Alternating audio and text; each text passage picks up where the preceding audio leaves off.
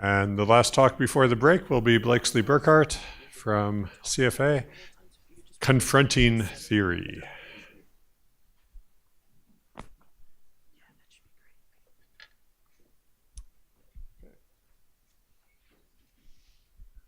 Okay, so can you hear me? Okay.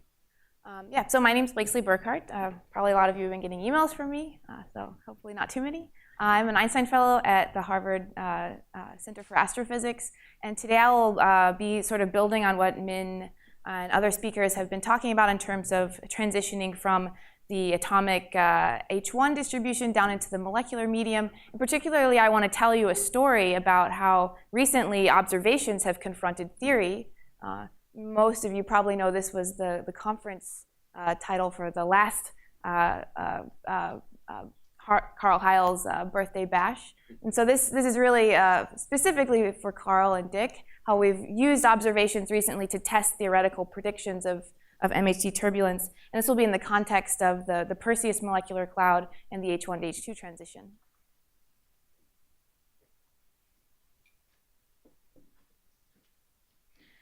So we've already had a lot of talks that have discussed this life cycle of gas in galaxies and the importance of the transition between the atomic medium into the molecular medium, and particularly how the H1 to H2 transition, as Min very nicely pointed out, can be really a major bottleneck process. We don't really fully understand how we transition from the atomic medium into H2 and molecular clouds. And this is because it's very complicated. We know we have a very, very complicated medium that's dominated by turbulent flows, which are highly magnetized. And Carl and Dick have done a lot of work in terms of observations to show us that indeed this is definitely true. And so now it's really up to theorists in order to go out and test a lot of these predictions that the ISM is magnetized and highly turbulent. This is not easy, this is not trivial, and so this really requires comparison between simulations, theory, and numerics.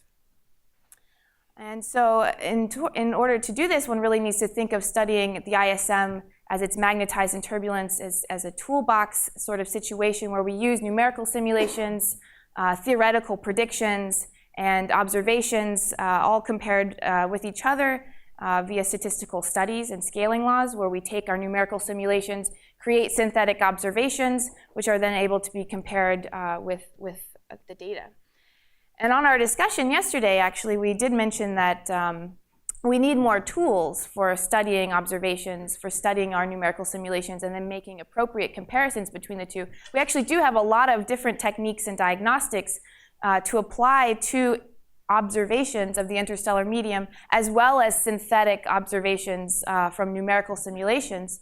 And this is a big parameter study, essentially, because we don't always know the magnetic field strength of the interstellar medium. We don't always know the sonic Mach numbers. We don't always know how relevant the gravitational energy is in molecular clouds. And so we really do need to think about using multiple diagnostic tools. Today I'll talk just a little bit about the probability distribution functions, not go into all of these other techniques, but the PDFs of column density and density have actually been a very hot topic in the interstellar medium. That's been driven largely by theoretical studies. So first I'll go into a little bit of why PDFs are interesting from a theoretical point of view.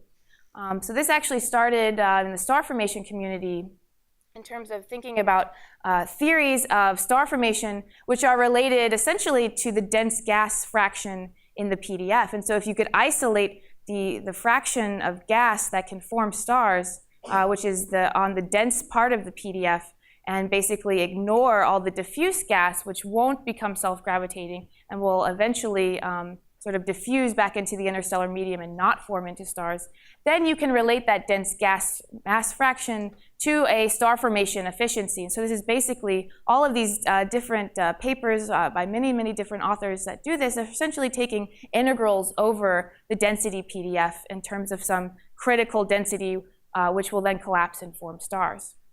So this is one interesting use of the PDF. In the more diffuse ISM community, there's also been a lot of work, theoretical and numerical work, that suggests that the PDF of the column density and the density distributions are log normal. And so I'm showing you a movie made by Daniel Price and Christoph Federath, of a turbulent box simulation, which starts with some initial density distribution, which is uniform, and then turbulence is driven in the simulation, and the corresponding PDF that forms is log normal. And this log normal PDF in a turbulent flow is essentially independent of the magnetic field strength, and the width of this PDF is a function of the Mach number. Now this is in the diffuse medium. A lot of work has also been done theoretically and numerically on the form of the PDF in the self-gravitating cloud, so more appropriate for molecular clouds. And there you see when one starts with just turbulence, a log normal form in the PDF, and then as gravity evolves in the simulation, the formation of these so-called power law distributions out to high column density or high density form. Interestingly, this is particular simulations of column density. You can see that the magnetic field strength is important here in the formation of these power law tails. So when the field is slightly less, the tail becomes slightly shallower, and that's simply because the magnetic pressure becomes important in supporting the cloud against collapse. So this is simulations. What do observations tell us? Basically, observations thus far have agreed with this picture that theory and numerics have shown us. And so in the diffuse H1 and the ionized gases traced by H alpha, PDFs have been shown to be quite log normal.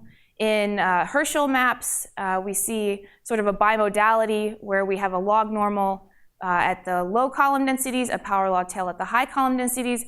And just like our simulations show us, this has an interesting dependency on the evolution of the cloud. So clouds that are very quiescent, not very star-forming, like Polaris, show a very nice log normal distribution, whereas clouds that are more star-forming, like Orion B, where they're very actively star-forming, have this very nice power law distribution. So things actually look very well behaved. There's a very nice agreement between observations and theory. However, there have been a number of recent papers that have suggested it's very difficult to constrain the shape of the PDF, particularly in molecular clouds at low column densities or low extinction. A recent paper from Marco Lombardi, João Alves, and Charlie Latta even claimed very boldly molecular clouds have power law probability distribution functions. So this power law at the high extinction really is the only part of the PDF that can be constrained from dust extinction and dust emission maps. This title actually sort of got me very excited, because if this is true, then this might really throw a wrench in all of our turbulent box simulations, which claim very strongly that we have log normal distributions at the low column density. And the point they were making here is that it's just simply not possible to observationally constrain this log normal portion of the PDF due to a variety of observational effects, such as the foreground-background contribution, or where you would draw the boundaries of the cloud. This isn't well defined observationally. And so all of these things can change the shape of the PDF at the low column density. Now you might think, well, we can use other tracers in molecular clouds like CO. But CO is extremely problematic. Here's a quote from Alyssa from a 2009 paper. She also recognized this from the perspective of observations, and she suggested that we sass the gas. So CO not being a good tracer because of a variety of effects, such as the depletion of CO and freeze out, et cetera, optical depth. This is an example of that from numerical simulations, where we have different simulations where we've included radiative transfer of CO, and then for the same simulation, you get extremely different log normal PDF distributions. And so CO is actually not a very good tracer of the gas dynamics.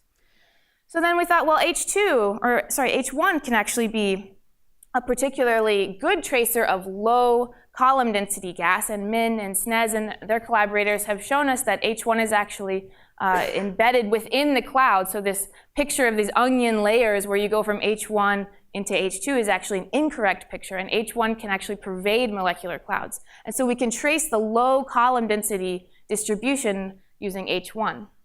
And so we did this recently with the Perseus data that Min just introduced to us. Perseus being a very good data set for comparing the PDF of H1 and H2. It's nearby, and we have a lot of data on it, including the Galpha H1 data and the 2-mass IRAS data, where we can derive both the H1 distribution from Galpha the total gas and dust distribution, and a proxy for the total molecular hydrogen H2. And so what do the PDFs look like in this data set, this multi-wavelength data set? Well, this is the H1 PDF of Perseus as taken from the Galpha H1. And lo and behold, it looks like a very nice log normal distribution, where the log normal is actually quite narrow. And the depletion of the H1 happens very rapidly after the H1 to H2 transition. But we were very pleased to see that, yes, it was log normal. And this, of course, is exactly what we would expect from numerical simulations of turbulence, which do not include self-gravity. So the total gas PDF, so this is H1 plus H2 in Perseus, has a log normal form at the low column density end, and then it transitions at higher AV to include this power law tail. Again, this is what we expect from simulations of MHD turbulence, where we have a log normal form and then transition to a power law tail at higher column densities. And so far things are agreeing very well between numerics and observations that we recover this log normal form in the PDF and transition to a power law tail. When we put it all together, though, we start to see there's interesting things. Not only are the theorists and numericists happy that the H1 PDF follows very nicely the log normal form and seems to build up the log normal in the total gas and dust PDF, and that we transition to this power law tail at higher densities, but that this transition between the log normal and the power law tail is actually happening at the H1 to H2 transition. And so it seems that the power law tail, which forms after this, can actually be a proxy or a tracer for the H1 to H2 transition. So this particular case in Perseus is just one such example. Recently, Nia Ermara and I at the CFA have gone and done this in a sample of molecular clouds, including Monar 2, California, Orion B, and Ophiuchus. We've done this with the H1, again traced in the red PDF here in all cases, shows a very nice log normal distribution. Again, this would agree well with diffuse numerical MHD simulations.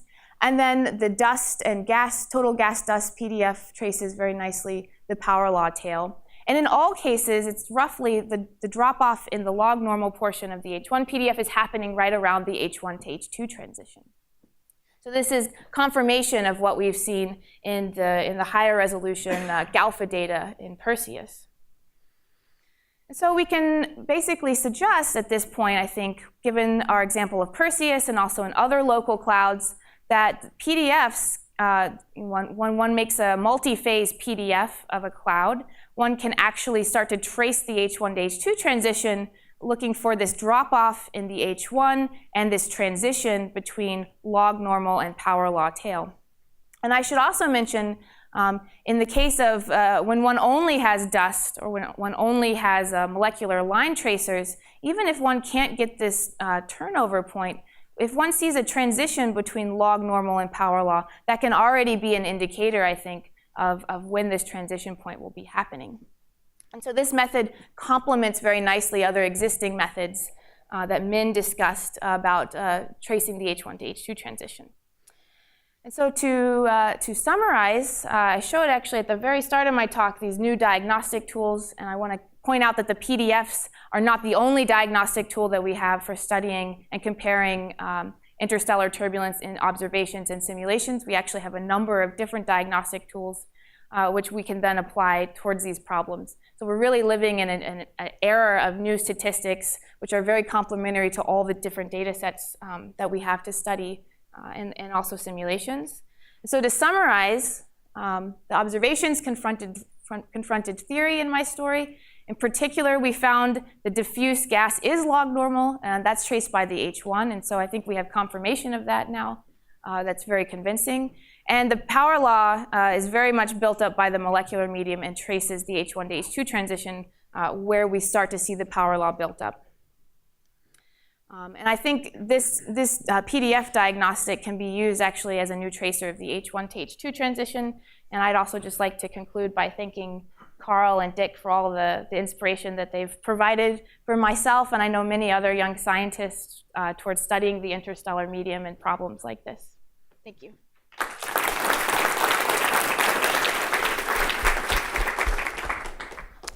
Okay, question back there, I guess.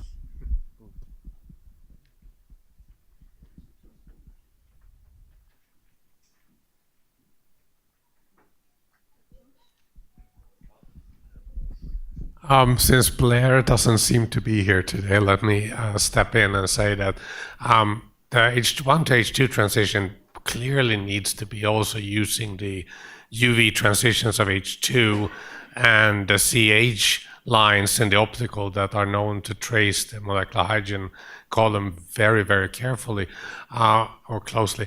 So we could and should try to look at this from the combination of direct H1 observations in the radio and direct or very closely direct molecular hydrogen observations in the UV or with CH. And I think that's a better tracer than arguing too much about what the theoretical transition is between, or transformation is between dust and CH or molecular hydrogen, etc. Yeah, I think the situation, I mean, just building on your comment, is to show that we have actually multiple methods now. And so we should definitely look at how the other methods compare. I think that's a very good point. Blakesley, I just wanted to ask, the stuff on the right side of the diagram makes a lot of sense to me, and I really see how that turnover is important. I can see how that in multi-phase makes a lot of sense. On the left side, as you pointed out, people have criticized that turnover. And I was wondering if we took a sort of an off, if you looked away from a molecular cloud and said, okay, this is what the background H1 might look like in some completely random direction at a similar velocity. That could easily be overlaying on top and artificially creating a turnover. Could you use that as a way to gauge the error bars on that turnover that come from just ambient H1 generally pushing up the values that would normally be very low in a power law? Yeah, so I mean H1, so the nice thing about Perseus is it's off the plane, so there's a lot less confusion.